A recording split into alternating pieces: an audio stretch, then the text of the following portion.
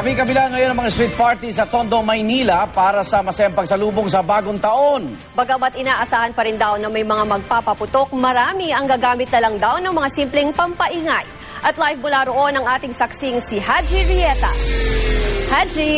Yes, Ruth Igan, para iwas aksidente ay iwas na putok ang kampanya na ilang lugar dito sa Tondo, Maynila. At sa kabila niyan ay nananatiling masaya at maingay ang pagsalubong ng 2013 ng mga taga-Tondo.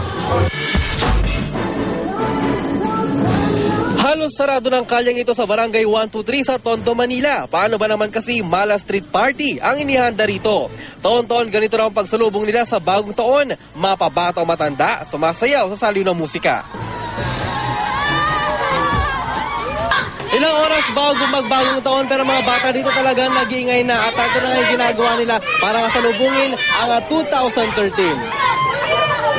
Abala naman si Rolando Salvera sa pagluluto ng handa para sa medianoche. Tradisyon na talaga ng Pilipino yan eh. Yan ang kuwan ng Pilipino. Hindi matutuloy ang pag walang pansit eh. Pampahaba ng buhay. Pampahaba ng buhay. At kahit parte na ng ating tradisyon ang paggamit ng paputok para raw pangtaboy sa mala sa pagpasok ng bagong taon, ang buong mag-anak ni Mindaro Cabo hindi raw gagamit ng paputok. Sa halip, ang mga kaserolang ito ang kanila raw gagamiting pang-ingay. Hindi ayaw ko, hindi ko nabili ng paputok. Ano pong gagamitin nyo? Wala lang, yung kaldero, dagdag, tsaka yung mga takip. Kasi natatakot ako sa putok. Ilang beses na kayo nangyari na sunog.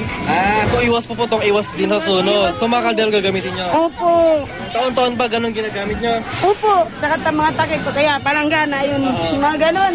Mas enjoy. Mas enjoy. Paikot ng buong bahay para lumabas yung mga malas. Ang mga bata naman, torotot ang gagamitin. Si Carlos Santos, naputukan na raw nitong nakaraang taon. Kaya naman, torotot na lang ang gagamiting pampaingay.